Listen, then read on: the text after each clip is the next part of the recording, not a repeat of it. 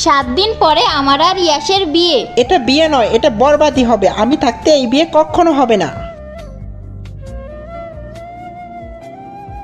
কি হলো, চলো ভিতরে। মায়া, যা কিছু হয়ে যাক ওই দরজাটা কখনোই খুলবে না।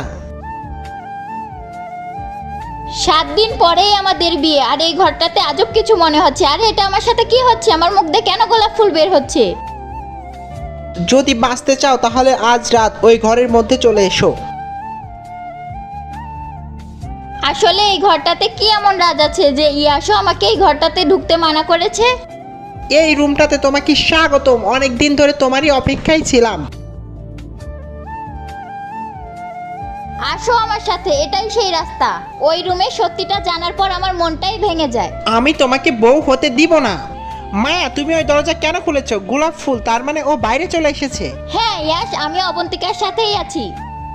ওই দেখো আমার জীবনের কাহিনী। আমাকে যখন ইয়াস বিয়ে করার জন্য এনেছিল, ও প্রতিদিন আমাকে গোলাপ দিত, কিন্তু পরেও আমাকে মেরে দেয়। অবন্তিকা, আমি তোমার এই বদলাতে আমি তোমার সাপোর্ট করব।